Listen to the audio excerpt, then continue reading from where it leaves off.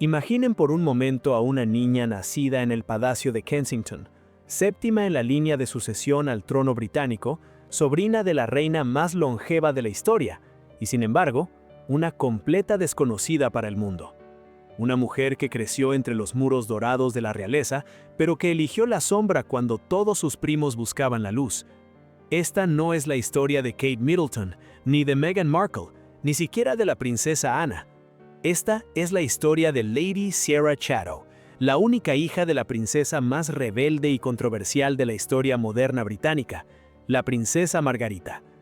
Pero lo que hace su historia verdaderamente fascinante no es solo su invisibilidad deliberada, es lo que heredó de su madre, no títulos ni coronas, sino algo mucho más oscuro, una maldición que parece perseguir a las hijas de Margaret como una sombra inescapable, matrimonios destrozados, padres ausentes y la constante sensación de ser segundas en todo. ¿Por qué una princesa que nació con todo eligió la vida de una artista casi anónima? ¿Qué secretos guardaba su infancia en Kensington Palace? Y más importante aún, ¿realmente escapó de la maldición de su madre? ¿O simplemente aprendió a esconderla mejor?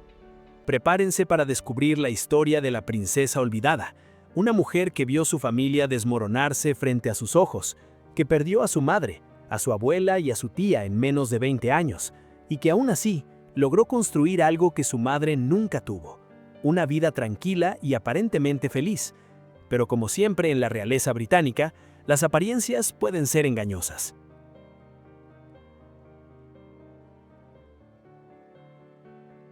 El 1 de mayo de 1964, mientras Londres comenzaba a despertar a una primavera prometedora, en el Palacio de Kensington ocurrió algo que no se repetía desde hacía décadas. Nació un bebé real dentro de los muros de un palacio, no en un hospital.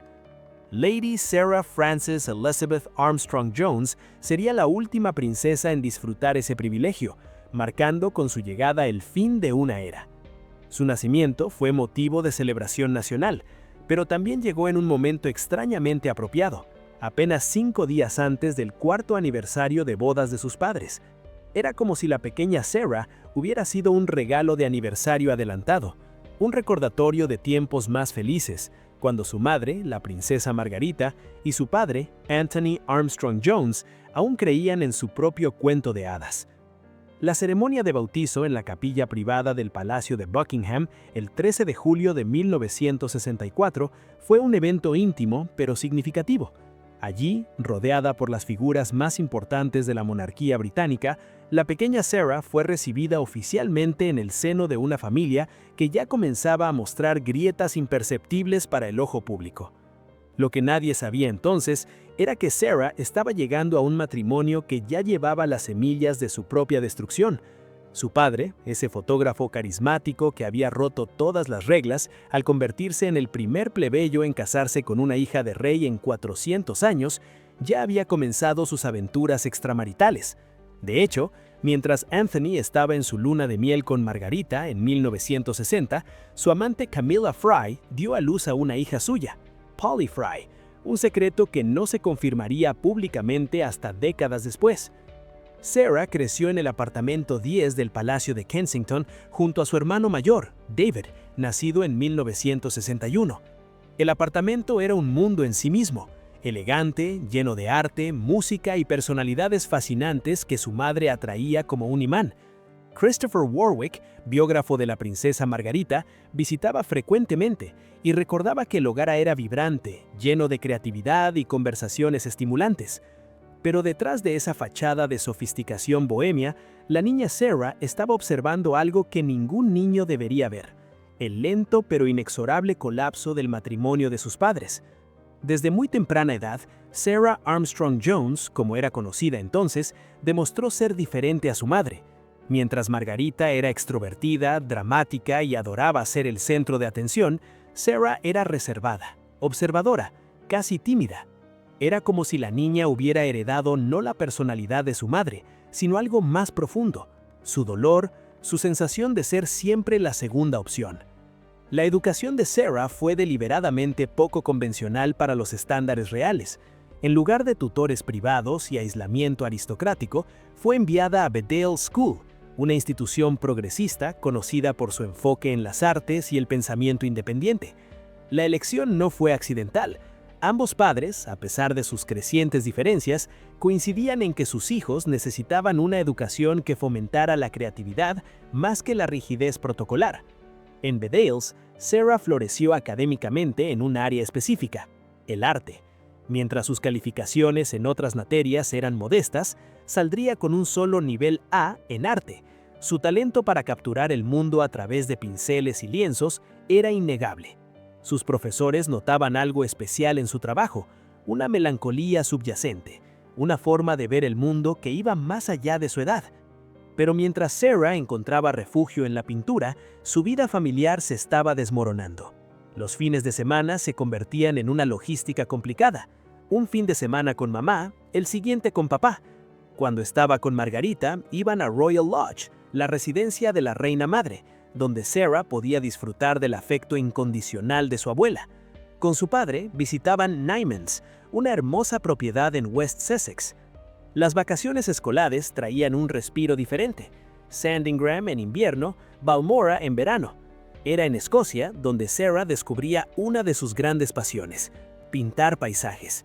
Los páramos escoceses, las montañas envueltas en niebla, los lochs misteriosos, todo ello alimentaba su sensibilidad artística y le proporcionaba un escape de las tensiones familiares. Su tía, la reina Elizabeth II, comenzó a notar a la pequeña Sarah de maneras que nadie esperaba. A diferencia de otros niños reales que la reina veía ocasionalmente, Sarah era diferente. Era tranquila, respetuosa, pero también genuina. No estaba tratando de impresionar o manipular, simplemente era ella misma. La reina empezó a invitarla a lugares especiales, un privilegio reservado solo para los más cercanos a su corazón. Pero el momento que definiría la infancia de Sarah llegó cuando tenía apenas 12 años. El 19 de marzo de 1976, el Palacio de Buckingham emitió un comunicado que sacudió a la monarquía británica hasta sus cimientos. Su Alteza Real la Princesa Margarita, Condesa de Snowdon, y el Conde de Snowdon han acordado mutuamente vivir separados. La princesa llevará a cabo sus deberes públicos sin la compañía de Lord Snowdon. No hay planes para procedimientos de divorcio. Para una niña de 12 años, esas palabras formales traducían a una realidad aterradora. Su familia se estaba desintegrando y no había nada que ella pudiera hacer al respecto. La separación no fue el resultado de un solo evento dramático, sino la culminación de años de infidelidades mutuas, resentimientos acumulados y personalidades incompatibles. Anthony Armstrong Jones nunca había aceptado realmente ser el esposo de la princesa. Su ego creativo chocaba constantemente con las demandas del protocolo real. Margarita, por su parte, nunca superó completamente la pérdida de Peter Townsend, su gran amor prohibido, y buscaba llenar ese vacío con aventuras románticas que solo profundizaban la herida. Lo que finalmente detonó la crisis pública fue una fotografía. En febrero de 1976, un paparazzo capturó imágenes de Margarita en su retiro privado de Mustic con Roddy Llewellyn, un paisajista 17 años menor que ella. Las fotos los mostraban relajados, felices, claramente más que amigos. Cuando esas imágenes llegaron a las portadas de los tabloides británicos, el escándalo fue monumental. Pero para Sarah, el verdadero dolor no venía de los titulares sensacionalistas, venía de ver a su madre hundirse en una depresión profunda, de escuchar las peleas cuando sus padres aún tenían que verse por asuntos relacionados con los niños, de sentir que su hogar ya no era un refugio, sino un campo de batalla. Los reportes de la época indican que Sarah quedó profundamente afectada por la separación. A diferencia de su hermano David, que era 3 años mayor y tenía sus propios mecanismos de defensa, Sarah internalizaba todo. Sus profesores en Bedales notaron un cambio. La niña que ya era reservada se volvió aún más callada, más retraída. El divorcio oficial llegó 2 años después, en 1978, cuando Sarah tenía 14 años. El catalizador final fue brutal en su simplicidad. La amante de Anthony, Lucy Lindsay Hogg, quedó embarazada. Lord Snowdon, como era conocido entonces, presionó por el divorcio, queriendo legitimizar a su nuevo hijo. Margarita, devastada pero orgullosa, accedió. El divorcio convirtió a Margarita en la primera miembro de la familia real británica en divorciarse desde el rey Enrique VIII, hacía 400 años. La ironía era cruel. Margarita había renunciado a su amor verdadero, Peter Townsend, porque él era divorciado y la iglesia y la familia real no podían aceptar tal unión. Ahora ella misma era la divorciada. Para Sarah, el divorcio significó ver a su padre casarse nuevamente apenas 5 meses después con Lucy, la mujer que había destruido su familia. Significó tener una media hermana, Lady Frances Armstrong Jones, nacida en 1979, un recordatorio viviente de la infidelidad paterna. Años más tarde, se descubriría que Frances ni siquiera era la única hija ilegítima de Anthony. Había otra, Polly Fry, nacida durante su luna de miel con Margarita. Y más tarde, en 1998, mientras aún estaba casado con Lucy, engendraría otro hijo con la periodista Melanie Cable Alexander. Jasper Cable Alexander sería el tercer hijo ilegítimo conocido de Lord Snowdon. Sarah estaba viendo de primera mano lo que significaba ser hija de alguien para quien la lealtad era opcional y las promesas descartables.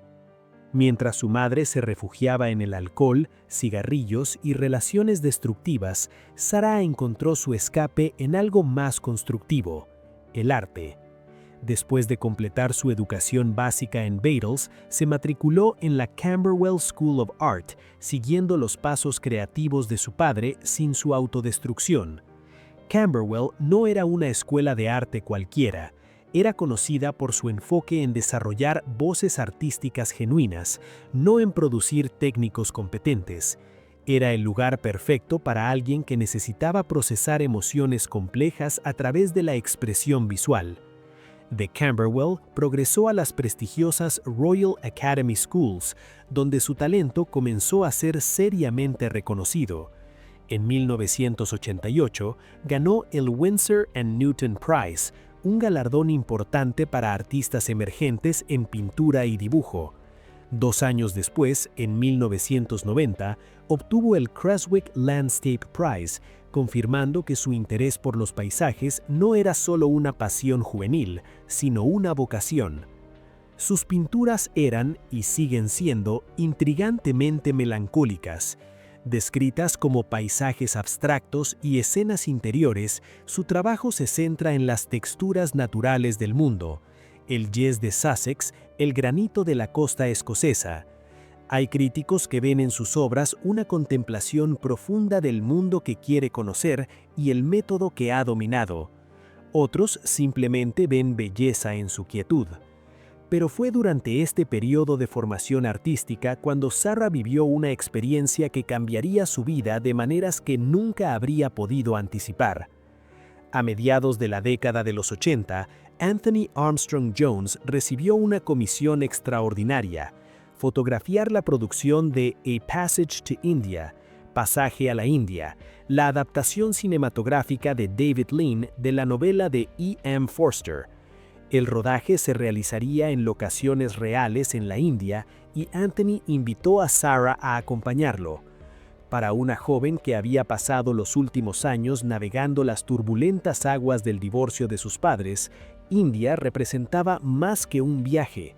Era una oportunidad de reconectar con su padre lejos de las presiones de Londres, de ver el mundo más allá de los confines de la realeza británica. Sarah no fue simplemente una turista observando desde la distancia. El productor de la película, John Knatchbutt, séptimo barón de Bradburn y yerno de Louis Mountbatten, le ofreció trabajo real como asistente en el departamento de vestuario. También estudió dorado en madera bajo la tutela de Thomas Messel, primo de su padre. India dejó una impresión profunda en Sarah. La intensidad de los colores, la complejidad de las texturas, la yuxtaposición de riqueza y pobreza, todo ello comenzó a influir en su visión artística. Pero el país le dio algo aún más valioso. Conoció a Daniel Chatto. Daniel estaba trabajando en otra producción británica filmada en India, Heat and Dust, Calor y Polvo. Venía de una familia profundamente arraigada en el mundo del teatro. Su padre, Tom Chatto, era actor. Su madre, Ross Chatto, era una reconocida agente teatral. Daniel mismo había trabajado como actor, incluso interpretando irónicamente al príncipe Andrew en una película estadounidense sobre Carlos y Diana. Pero lo que atrajo a Sarah no era su conexión con el mundo del espectáculo, ni cualquier glamour superficial. Era algo más fundamental. Daniel era genuino, cálido y compartía su pasión por las artes. No le importaba su título ni su posición. La veía simplemente como Sarah, una joven artista tratando de encontrar su camino en el mundo. Su romance no fue instantáneo. Fue algo que creció gradualmente a medida que pasaban tiempo juntos, en India. Hablaban de arte, filosofía, de la vida más allá de las expectativas de otros. Para Sarah, que había crecido en un ambiente donde cada relación parecía transaccional o marcada por la infidelidad, encontrar a alguien genuino era revolucionario. Después de regresar a Inglaterra, Sarah continuó su educación, esta vez en Middlesex Polytechnic, más tarde renombrada como Middlesex University, donde completó un curso de 2 años en diseño de textiles y telas. Pero su corazón permanecía conectado a Daniel y la distancia solo fortaleció sus sentimientos. Para 1994, Sarah había tomado una decisión que habría sido impensable para generaciones anteriores de princesas reales. Quería casarse por amor, no por conveniencia dinástica, y quería hacerlo a su manera. El 14 de julio de 1994, Lady Sarah Armstrong Jones se casó con Daniel Chatto en St. Stephen's Walbrook, en la City de Londres. La elección del lugar fue deliberadamente poco convencional. St. Stephen's Walbrook no era una gran catedral ni una capilla real, sino una iglesia parroquial diseñada por Christopher Wren, bella pero íntima. La ceremonia fue oficiada por el reverendo Chad Vera, fundador de los Samaritanos, la organización de prevención del suicidio. La elección no fue casual, reflejaba los valores de Sarah y Daniel, su comprensión de que la vida real incluía luchas y dolor, no solo glamour y celebraciones.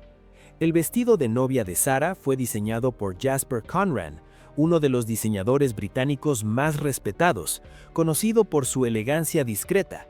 Sarah rechazó la pompa excesiva en favor de líneas limpias y sofisticación tranquila. Era un vestido que decía, soy una novia real, pero también soy yo misma. La tiara que Sarah usó contaba su propia historia fascinante. Era la Snowdon Floral Tiara, creada especialmente para la ocasión por Wardsky, utilizando 3 broches de diamantes que habían sido un regalo de bodas de Anthony Armstrong Jones a la princesa Margaret en 1960. Los broches, con sus hojas y pétalos brillantes, fueron transformados en una tiara delicada pero impresionante. Era una forma de llevar a su madre con ella en su día especial, de honrar la memoria de tiempos más felices. Las damas de honor incluían a su media hermana, Lady Sarah Armstrong Jones, hija de la infidelidad de su padre, Zara Phillips, hija de la princesa Anna y prima de Sarah, y Tara Noble Singh, una amiga de la familia. Era un grupo ecléctico que reflejaba las complejas relaciones familiares de Sarah. La lista de invitados, de aproximadamente 200 personas, incluía a la reina Isabel II, quien claramente adoraba a su sobrina. También estaba presente la princesa Margarita, quien, a pesar de sus propios problemas de salud, ya había sufrido varios derrames cerebrales menores, no se perdería el día de su hija por nada en el mundo. Pero hubo un escándalo real flotando en el aire que Sarah y Daniel trataron de ignorar. Solo semanas antes, los tabloides británicos habían publicado fotos del príncipe Edward siendo grabado por una cámara oculta durante su tiempo en la universidad. El incidente había generado titulares embarazosos sobre la privacidad real y la intrusión mediática. Sin embargo, Sarah y Daniel se negaron a permitir que los dramas de otros mancharan su día. La ceremonia duró solo 30 minutos. No hubo procesión real extensa ni fanfarria excesiva.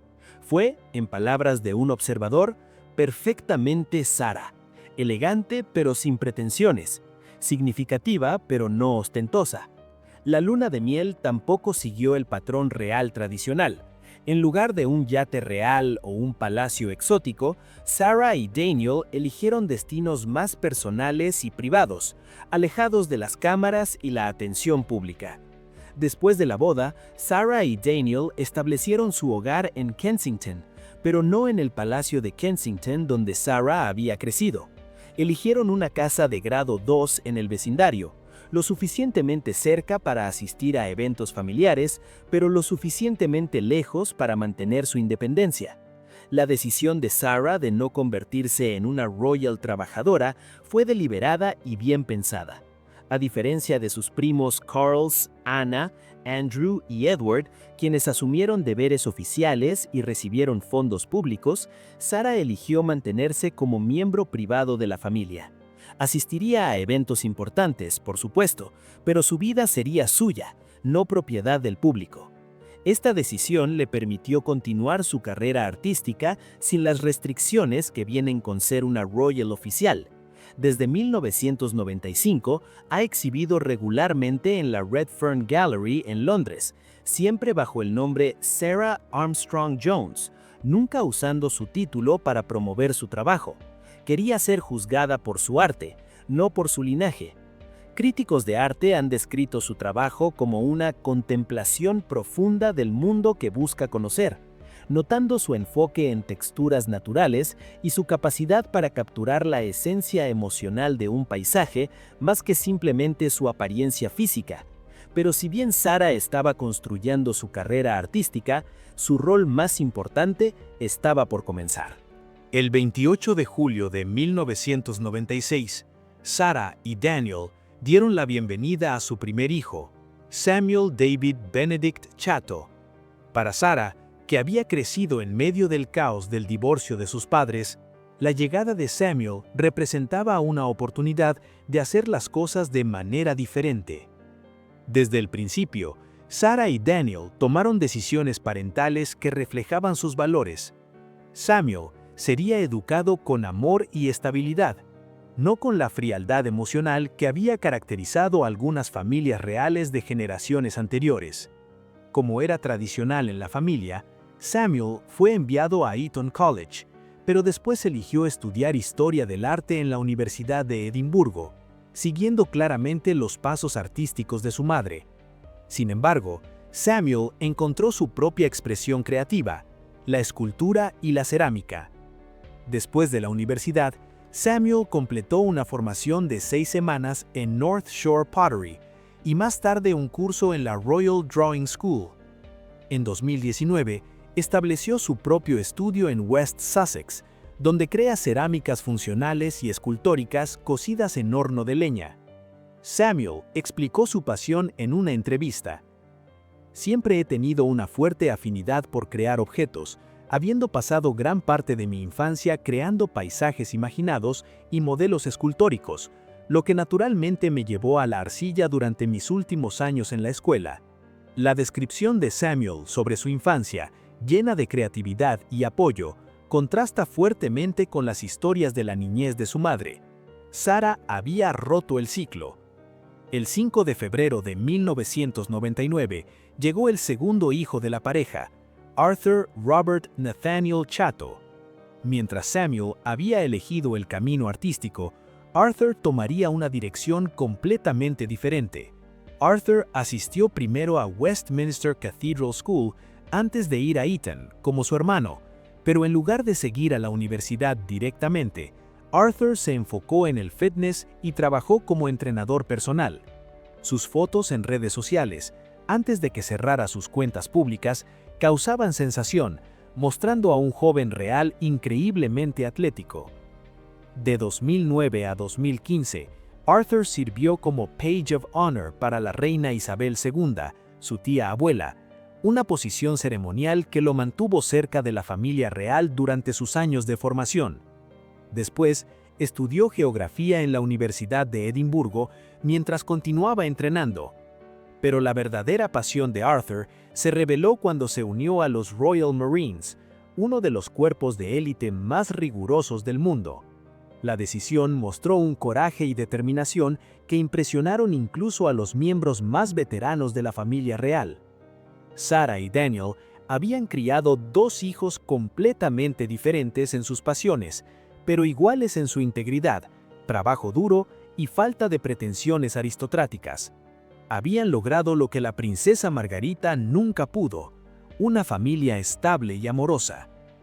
Pero, si Sarah pensaba que había escapado completamente de la maldición de Margaret, el año 2002 le mostraría cuán equivocada estaba. Ese año, Sarah perdería no a una, sino a dos de las figuras maternas más importantes de su vida en el lapso de apenas 2 meses. El 9 de febrero de 2002, a las 6:30 de la mañana, en el King Edward VII Hospital de Londres, la princesa Margarita murió en paz mientras dormía. Tenía 71 años. Sarah y su hermano David estuvieron a su lado. La muerte no era una sorpresa completa. Margarita había estado luchando contra problemas de salud durante años. Los cigarrillos, fumaba hasta 60 al día en su apogeo, el alcohol y una vida de excesos habían cobrado su precio. Había sufrido múltiples derrames cerebrales, el más severo en 1998, que la dejó parcialmente paralizada y con visión disminuida. El día anterior a su muerte, Margarita sufrió otro derrame. Fue trasladada del Palacio de Kensington al hospital a las 2:30 de la madrugada. Sarah y David fueron llamados inmediatamente. La reina fue mantenida informada durante toda la noche. Para Sarah, ver a su madre apagarse lentamente en esa cama de hospital fue devastador. A pesar de todos los problemas de Margarita, a pesar de su alcoholismo y sus relaciones destructivas, seguía siendo su madre, y ahora se estaba yendo.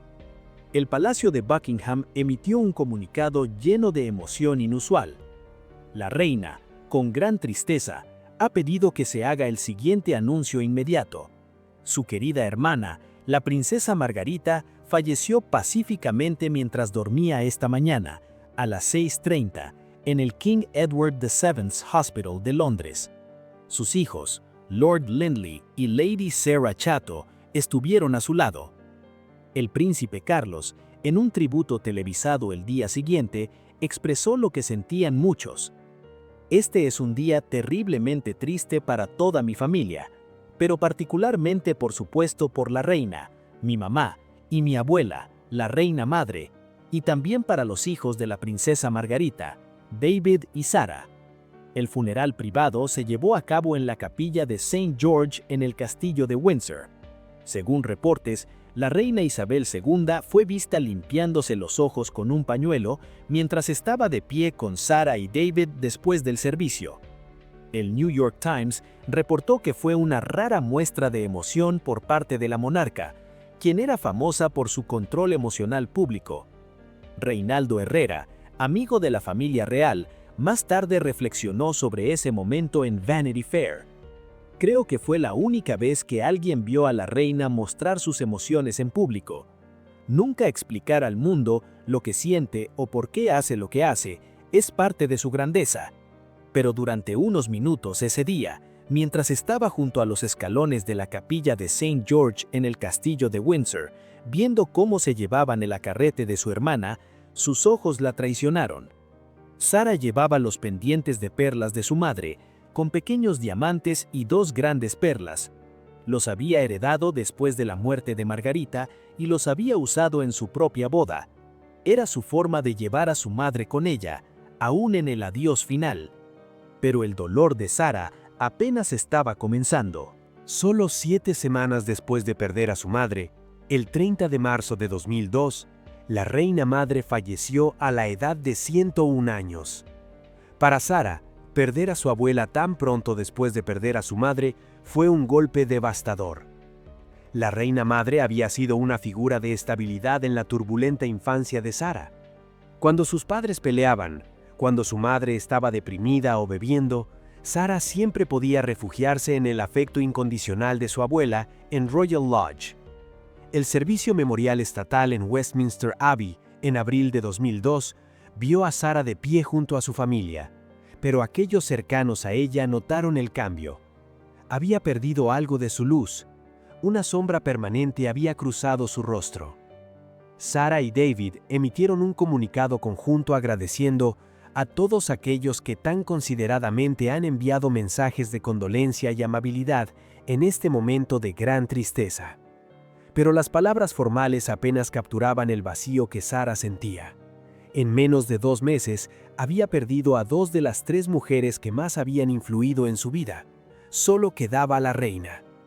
En los 20 años que siguieron a la muerte de su madre y abuela, la relación entre Sara y la reina Isabel II se profundizó de maneras que pocos en el público comprendían completamente. Fuentes cercanas a la familia real revelaron al Daily Mail que la reina adora a Sara y busca su compañía tan a menudo como sea posible. Es su joven royal favorita absoluta. Otros describieron a la reina como una madre sustituta para Sara y su hermano después de la muerte de Margarita. La reina tenía una forma particular de mostrar su afección. Solo permitía a Sara acompañarla a Craigowon Lodge en Aberdeenshire, su retiro privado favorito. Este era un privilegio extraordinario. Incluso sus propios hijos no siempre recibían invitaciones a ese refugio personal. ¿Qué hacía que Sara fuera tan especial para la reina? Varios factores se unían. Sara era discreta, nunca buscaba atención mediática ni vendía historias a la prensa. Era genuina, sin pretensiones ni agendas ocultas. Y quizás lo más importante, Sara le recordaba a la reina a Margarita, en los buenos tiempos, antes de que el alcohol y el resentimiento consumieran a su hermana menor. En 2016, Sara participó en el documental de la BBC Elizabeth at 90, A Family Tribute, y fue allí donde el público británico finalmente vio su personalidad. Los espectadores quedaron encantados por su naturaleza relajada y su evidente afecto por la reina. En un momento memorable del documental, Sara compartió una anécdota que reveló la humanidad detrás de la corona. Habló de cómo la reina tenía un profundo amor por Escocia, particularmente por Balmoral, y cómo ese amor había influido a toda la familia. La forma en que Sara hablaba de su tía mostraba no reverencia formal, sino afecto genuino, el tipo de amor que solo viene de años de conexión real. Sara también fue una de las pocas personas en la vida de la reina que podía hablar honestamente con ella. No había agenda política ni necesidad de adulación. Cuando la reina quería una opinión honesta sobre algo, o simplemente una conversación sin las cargas del protocolo, Sara estaba allí. Lo que hace a Sara verdaderamente única en la familia real moderna es su habilidad para existir simultáneamente dentro y fuera del sistema. Es lo suficientemente real para ser invitada a todos los eventos importantes, pero lo suficientemente privada para mantener una vida normal. Sara asiste regularmente a eventos clave, bodas reales, funerales, el Trooping the Colour, ocasionalmente Royal Ascot, pero nunca busca el centro de atención. En fotografías de estos eventos, a menudo hay que buscarla activamente porque se posiciona estratégicamente en las filas traseras o a los lados. En la boda del príncipe William y Kate Middleton en 2011, Sara estuvo allí, pero apenas visible en las fotos oficiales. Lo mismo sucedió en la boda del príncipe Harry y Meghan Markle en 2018. Estaba allí, apoyando a su familia, pero nunca compitiendo por atención. Esta invisibilidad es deliberada y requiere una sofisticación considerable. Sara entiende cómo funcionan las cámaras, cómo posicionarse para estar presente, pero no prominente. Es una forma de arte en sí misma, el arte de desaparecer en plena vista. Su guardarropa refleja esta filosofía. Mientras que otras mujeres de la familia real usan colores brillantes para destacar, Como era famosa la reina por hacerlo, Sara generalmente elige tonos neutros, grises, azules oscuros, colores que la ayudan a mezclarse. Sus sombreros son elegantes, pero nunca extravagantes. Sus joyas son hermosas, pero discretas. Hay solo una excepción notable. En eventos de gala formal, Sara ocasionalmente usa la tiara Snow One Floral Tiara, la misma que usó en su boda. Cuando lo hace, es un recordatorio silencioso de quién realmente es, un homenaje a su madre y a la herencia que lleva. El 8 de septiembre de 2022, Sara experimentó otra pérdida devastadora que resonaría con el trauma de 2002. La reina Isabel II falleció en Balmoral a la edad de 96 años, rodeada de su familia. Para Sara, perder a la reina no era solo perder a su tía o a su monarca, era perder a la última conexión viva con su madre y su abuela. Era perder a la mujer que había sido su madre sustituta durante 2 décadas. Era perder a su amiga. Sara había estado entre los miembros de la familia convocados a Balmoral cuando quedó claro que el fin estaba cerca. El hecho de que ella estuviera en esa lista, junto con los hijos de la reina y algunos nietos electos, hablaba de su posición especial en el corazón de Isabel. En las imágenes del funeral estatal el 19 de septiembre de 2022, Sara fue fotografiada con lágrimas corriendo por su rostro, un momento raro de emoción pública de alguien que normalmente mantiene sus sentimientos guardados. No había máscaras ese día, solo dolor genuino por alguien que amaba profundamente. Sara se sentó con su esposo Daniel y sus 2 hijos durante el servicio en Westminster Abbey. La presencia de Samuel y Arthur fue significativa. Eran parte de una nueva generación de la familia real, uno que su bisabuela había vivido para ver desarrollarse en adultos impresionantes.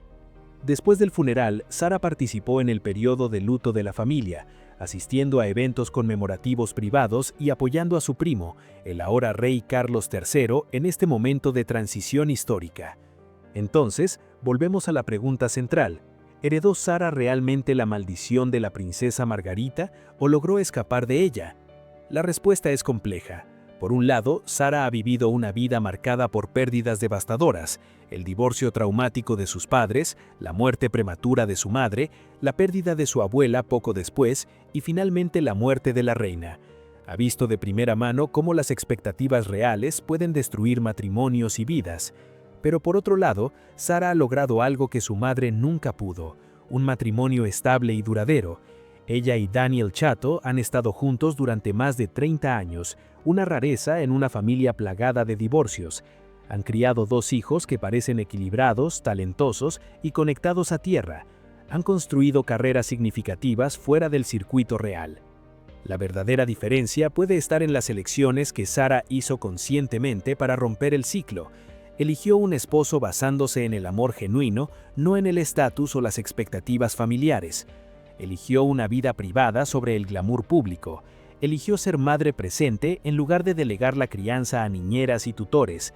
Eligió el arte y la creatividad sobre el protocolo y la pompa. En muchos sentidos, Sara hizo todo lo opuesto a lo que hizo su madre. Donde Margarita buscaba atención, Sara busca privacidad. Donde Margarita se rebeló dramáticamente contra las restricciones reales, Sara simplemente se alejó tranquilamente. Donde Margarita se autodestruyó con alcohol y cigarrillos, Sara se construyó con arte y familia. Pero la maldición todavía se manifiesta en formas más sutiles. Sara rara vez sonríe en fotografías públicas, su expresión generalmente grave o contemplativa. Aquellos que la conocen dicen que hay una melancolía permanente en ella, una tristeza que nunca se va completamente. Es la tristeza de alguien que ha visto demasiado dolor, que ha perdido demasiado. Sus pinturas, con su enfoque en paisajes solitarios y escenas introspectivas, revelan un mundo interior que pocos han visto. Son ventanas a un alma que ha aprendido a encontrar belleza en la soledad, paz en el aislamiento. No se puede contar completamente la historia de Sara sin examinar la sombra larga que su padre proyectó sobre su vida. Lord Snowdon, como era conocido, murió el 13 de enero de 2017 a los 86 años, dejando atrás un legado complicado y controvertido.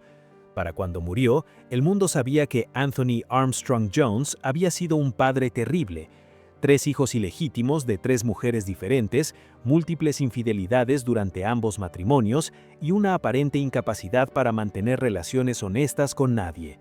Polly Fry, la hija nacida durante su luna de miel con Margarita, solo confirmó su paternidad públicamente en 2004 después de una prueba de ADN. Durante décadas, ella creía que su padre era Jeremy Fry, el mejor amigo de Anthony. Descubrir la verdad en la edad adulta fue traumático para ella y para Sarah, que de repente tenía otra media hermana que nunca conoció. Jasper Cable Alexander, nacido en 1998 de una aventura que Anthony tuvo mientras estaba casado con Lucy, representó otra traición. Anthony tenía 68 años cuando Jasper nació, lo suficientemente viejo para saber mejor, pero aparentemente incapaz de controlar sus impulsos. El funeral de Anthony en 2017 fue un evento extraño donde todas sus familias fracturadas se reunieron. Su exesposa, Margarita, representada por Sarah y David, su segunda esposa, Lucy, y sus varios hijos legítimos e ilegítimos. Fue un testimonio visual de una vida vivida sin consideración por las consecuencias de sus propias acciones. Para Sarah, el funeral de su padre debe haber sido agridulce. Por un lado, había perdido a su padre. Por otro, estaba errentando a un hombre que nunca había sido realmente el padre que necesitaba. Sus memorias de él eran inevitablemente mezcladas con el conocimiento de sus traiciones, sus mentiras, su egoísmo fundamental. Pero Sarah asistió, se mantuvo con dignidad y guardó sus pensamientos para sí misma. Como siempre, si queremos evidencia real de que Sarah rompió la maldición de su familia, solo necesitamos mirar a Samuel y Arthur Chatto. Estos dos jóvenes representan algo nuevo en la familia real, una generación criada con amor estable, expectativas realistas y la libertad de perseguir sus propias pasiones. Samuel, ahora en sus 20, ha establecido una carrera respetable como ceramista. Sus piezas se venden en galerías respetables no por su nombre, sino por su calidad. Ha dado entrevistas donde habla con elocuencia sobre su proceso creativo, su amor por los materiales naturales y su deseo de crear objetos hermosos y funcionales. En una entrevista reveladora, Samuel habló sobre cómo su infancia estuvo llena de creatividad y apoyo. Mis padres siempre me alentaron a explorar diferentes formas de arte. No había presión para hacer algo específico, solo para ser auténtico. Esta declaración es notablemente diferente de las historias que Margarita contaba sobre su propia educación, llena de expectativas rígidas, comparaciones constantes con su hermana mayor y la presión sofocante de ser la repuesto en caso de que algo le pasara a Isabel. Arthur, por su parte, ha seguido un camino completamente diferente pero igualmente impresionante. Su servicio en los Royal Marines requiere una disciplina, coraje y dedicación extraordinarios. No hay espacio para privilegio aristocrático en los Marines. Todos son tratados igual y juzgados únicamente por su desempeño. El hecho de que Arthur eligiera este camino, uno de los más difíciles disponibles para cualquier joven británico, habla de la forma en que fue criado. No creció sintiéndose con derechos o especial por su linaje real. Creció entendiendo que el respeto se gana a través del trabajo duro y el carácter. Ambos hijos mantienen perfiles públicos extremadamente bajos. No venden historias a tabloides, no buscan atención mediática, no capitalizan sobre sus conexiones reales.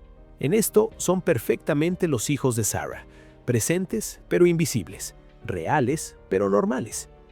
Mientras el mundo se obsesionaba con los dramas de otros miembros de la familia real, los divorcios de Carlos y Diana, Andrés y Sarah Ferguson, los escándalos de Andrés, la salida de Harry y Meghan, Sarah continuaba tranquilamente su trabajo como artista. Sus exhibiciones en la Redfern Gallery han ocurrido regularmente durante casi 3 décadas. La galería la describe como una artista que trabaja principalmente en paisajes, tanto abstractos como representacionales, así como escenas interiores. Su técnica involucra capas múltiples de pintura, creando texturas ricas que dan profundidad a escenas aparentemente simples. Los críticos que han revisado su trabajo, sin saber inicialmente quién era, han notado una cualidad contemplativa en sus pinturas. Un crítico escribió: "Estas son obras de alguien que ha pasado tiempo realmente mirando el mundo, no solo viéndolo. Hay una paciencia y una tristeza en estas pinturas que van más allá de la técnica". Sarah pinta principalmente en su estudio en casa, con vistas que muchos artistas envidiarían, pero que ella rara vez capitaliza para publicidad. No hay documentales sobre su proceso artístico, no hay entrevistas en revistas de arte prestigiosas, no hay retrospectivas en galerías nacionales. Solo el trabajo, exhibido discretamente, vendido a aquellos que lo aprecian por lo que es. Sus precios son modestos para estándares del mercado de arte londinense, generalmente en el rango de 3.000 a 8.000 libras por pieza. Podría cobrar mucho más dado su linaje, pero aparentemente eso sería contrario a todo lo que representa. Quiere que su arte sea juzgado por sus méritos, no por su apellido. Hay algo profundamente honorable en esta insistencia en el anonimato profesional, en una era en donde incluso la conexión más tenue con la realeza se monetiza despiadadamente. Sarah se mantiene en un estándar diferente. A pesar de su amor por la privacidad, hay momentos cuando Sarah no puede evitar la atención pública. Estos momentos ofrecen vistazos raros a su personalidad y sus relaciones familiares. En la boda del príncipe William en 2011, Sarah fue fotografiada sonriendo genuinamente mientras hablaba con otros miembros de la familia. Era uno de esos raros momentos donde su guardia estaba baja, donde simplemente era una mujer disfrutando de una celebración familiar.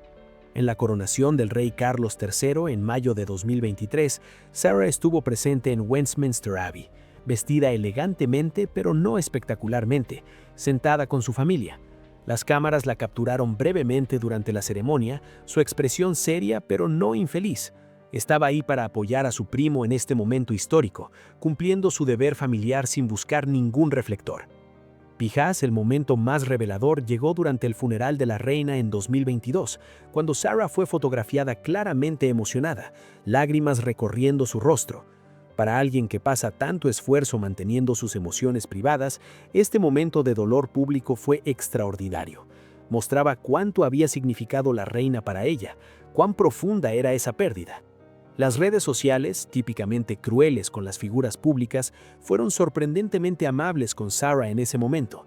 Los comentarios reflejaban respeto por su autenticidad, admiración por su discreción habitual y empatía por su dolor visible. Esta es la pregunta más difícil de responder sobre Lady Sarah Chatto. Todas las evidencias externas sugieren que ha construido una buena vida. Matrimonio estable, hijos exitosos, carrera artística respetable, relaciones familiares sólidas. Ha evitado los escándalos, los divorcios, las adicciones que plagaron a su madre. Pero, ¿es feliz? Aquellos que la conocen bien sugieren que Sarah lleva siempre una melancolía subyacente. La sonrisa nunca llega completamente a sus ojos. Hay una reserva, una distancia que sugiere que alguien que ha sido herida profundamente y nunca ha bajado completamente sus defensas. Sus pinturas ofrecen pistas. Son hermosas pero solitarias, contemplativas pero no alegres. Son las obras de alguien que ha encontrado paz pero quizá no felicidad, contentamiento pero no éxtasis. En entrevistas raras, y Sarah da muy pocas, habla sobre su arte con pasión pero sobre su vida personal con extrema reserva. Cuando se le preguntó una vez sobre el legado de su madre, su respuesta fue diplomática pero revelaba poco. Mi madre fue una mujer extraordinaria que vivió una vida extraordinaria. Estoy orgullosa de ser su hija. Notablemente no dijo, echo de menos a mi madre todos los días, o desearía que ella estuviera aquí para ver a mis hijos. La respuesta era correcta pero emocionalmente distante, como si estuviera hablando de una figura histórica más que de su propia madre. Esta distancia emocional puede ser un mecanismo de supervivencia. Cuando has perdido tanto, cuando has visto tantas relaciones implosionar, quizá la única forma de seguir adelante es mantener una cierta distancia emocional incluso de tus propios recuerdos. A los 60 años, cumplirá 61 en mayo de 2025, Sarah se encuentra en una fase interesante de su vida. Sus hijos son adultos independientes, su carrera artística está establecida, su posición en la familia real es segura bajo el rey Carlos III, quien siempre ha tenido una relación cercana con ella. Con la muerte de la reina Isabel II, Sarah ha perdido a su mayor defensora y amiga dentro de la familia.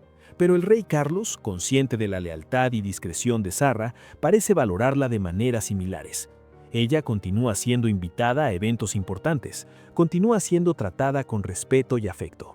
Lo más probable es que Sarah continúe exactamente como ha vivido durante las últimas 3 décadas, discretamente, creativamente, devotamente. Seguirá pintando, seguirá asistiendo a eventos familiares importantes, seguirá siendo una presencia estable para sus hijos y ahora, potencialmente, para futuros nietos. Hay algo reconfortante en esta predictibilidad. En una familia real que ha experimentado drama tras drama, Sarah representa continuidad y estabilidad. No es emocionante, no genera titulares, pero hay un valor profundo en eso. Entonces, ¿qué es realmente la maldición de la princesa Margarita que supuestamente heredó Sarah? No es una maldición en el sentido sobrenatural. Es algo mucho más mundano, pero igualmente devastador. Es el costo psicológico de serla repuesto. La segunda opción, la menos importante, es el trauma de crecer en medio del caos emocional y presenciar la autodestrucción de aquellos que amas. Es la carga de expectativas imposibles combinadas con oportunidades limitadas. Margarita se ahogó en alcohol, cigarrillos y relaciones destructivas porque nunca encontró propósito real. Nunca fue permitida ser completamente ella misma. Murió como la hermana de la reina, nunca como Margarita por derecho propio. Sarah heredó el trauma de presenciar todo esto, de ser criada en medio del caos. Pero aquí está lo notable, eligió un camino diferente. En lugar de rebelarse dramáticamente como su madre, se retiró tranquilamente. En lugar de buscar atención para llenar un vacío interior, cultivó un mundo interior rico a través del arte. En lugar de repetir los errores matrimoniales de su madre, eligió cuidadosamente y construyó algo duradero. En este sentido, Sarah no heredó la maldición, tanto como la transformó. Tomó el dolor, el trauma, las lecciones difíciles de la vida de su madre y las convirtió en sabiduría. Rompió el ciclo no a través de la rebelión dramática, sino a través de elecciones deliberadas y consistentes de vivir diferentes. La verdadera maldición no era genética o mística, era generacional, un patrón de comportamiento y expectativas disfuncionales que podía ser roto con suficiente conciencia y determinación.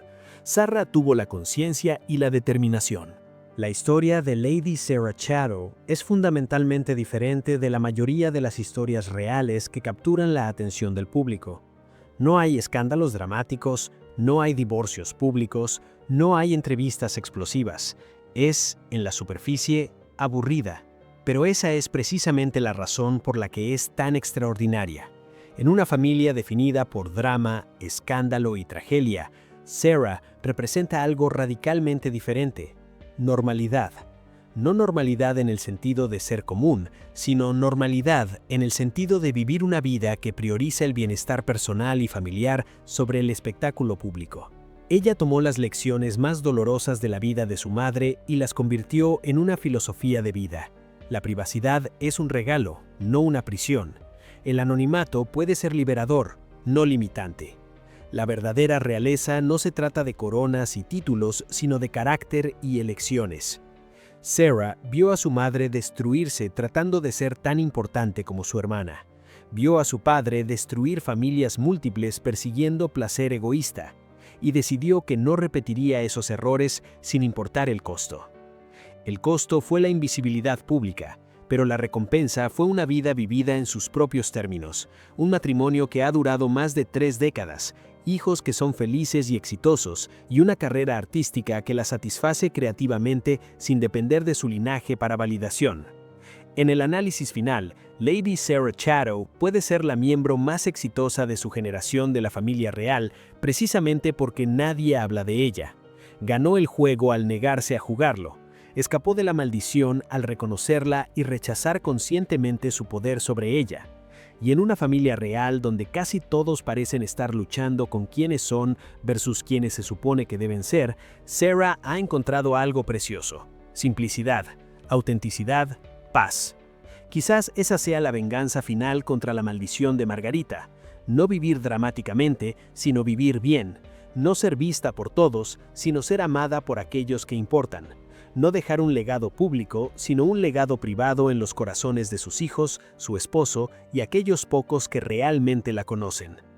La princesa Margaret será recordada durante siglos como la rebelde trágica, la hermana menor que nunca encontró su lugar, pero Lady Sarah Chatto, la hija olvidada, encontró algo que su madre nunca tuvo: contentamiento. Y en eso, finalmente, rompió la maldición.